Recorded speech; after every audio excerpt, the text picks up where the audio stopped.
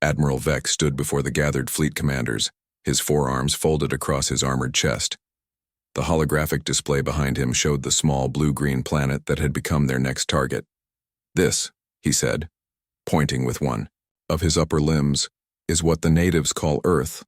Our intelligence suggests it is populated by a species that calls themselves humans. They are technologically inferior and have only recently achieved rudimentary space travel." The commanders exchanged confident glances. Another easy conquest for the mighty galactic dominion. "However," Vex continued, his voice dropping to a cautionary tone, "I must warn you all. These humans have a reputation." Commander Trill scoffed. "A reputation? They haven't even colonized their neighboring planet." "True," Vex replied. "But 3 other expansion fleets have vanished in this sector over the past decade. The last transmission from Fleet Commander Brack mentioned unexpected resistance from Earth forces." Silence fell across the room. "Their technology may be primitive, but our analysts believe humans possess unusual qualities.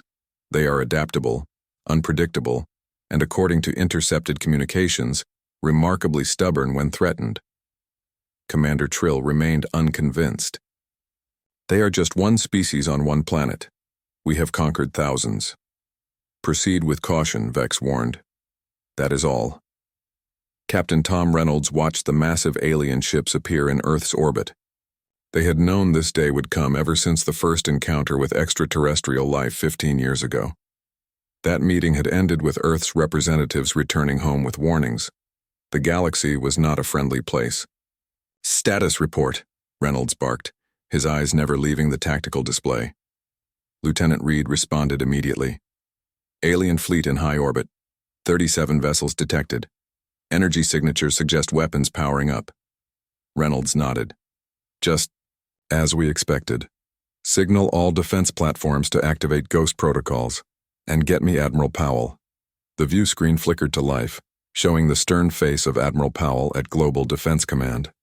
"It's time, Captain," Powell said simply. "Operation Hornet's Nest is a go." Reynolds couldn't help but smile grimly.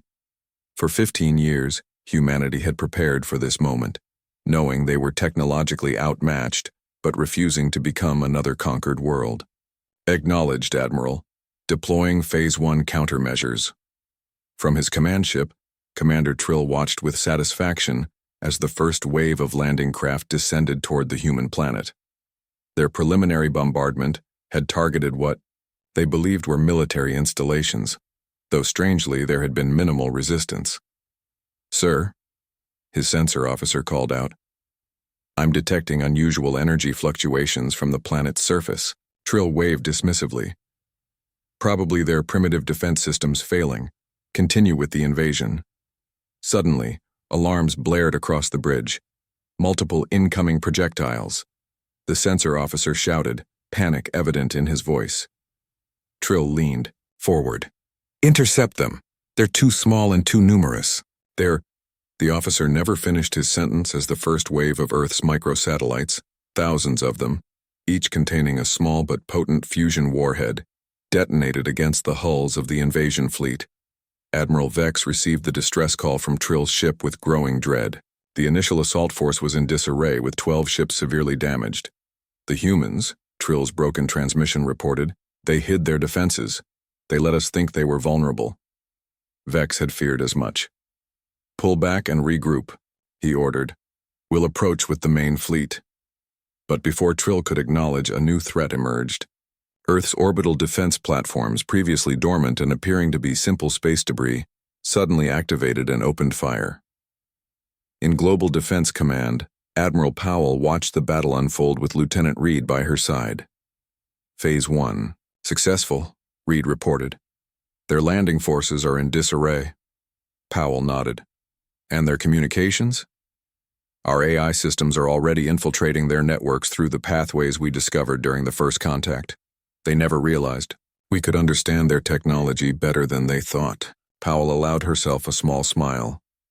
"Begin Phase 2. Deploy the drone swarms." Vex couldn't understand how everything had gone so wrong so quickly. His mighty fleet was under attack from all sides by weapons that shouldn't exist on a world this primitive. They're adapting to our shield frequencies, his tactical officer shouted. And these smaller craft, they're unmanned but moving with precision. Earth's defense strategy became clear to Vex in that moment. The humans had known. They couldn't match alien technology head-on, so they had developed thousands of smaller, disposable weapons platforms. Each one was relatively primitive, but together they overwhelmed the Dominion's advanced systems. "Sir, our ships are reporting system failures across the fleet. Something is corrupting our networks." Vex slammed a fist on his console. The humans had infected their systems during first contact, planting dormant viral code that had remained hidden for years, waiting for this moment. Tom Reynolds watched from the bridge of Earth's first true battleship, hidden in the shadow of their moon. Until now, the vessel represented humanity's best technology, built in secret and incorporating everything they'd learned from salvaged alien tech. "Take us in," he ordered. "Let's show them what happens when you pick a fight with humans." As his ship emerged from hiding, Reynolds thought about the long years of preparation, the united effort of all Earth's nations knowing they faced an existential threat. They had known conventional warfare wouldn't work against a spacefaring empire, so they had gotten creative. Admiral Vex gave the order he never thought he would give. "All ships, retreat, disengage and jump to emergency coordinates." As the remnants of his once proud fleet limped away from Earth, Vex stared at the blue planet on his view screen.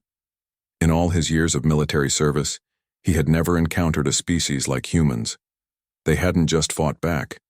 They had prepared, adapted, and overcome a technologically superior force through sheer ingenuity and determination. He would make sure his report to the Dominion Council was crystal clear. "Fighting humans? Best of luck to you. You're going to need it." The remaining Dominion ships disappeared into hyperspace, leaving Earth victorious, but vigilant. Humanity had won this battle, but they knew the war had just begun, and they would be ready.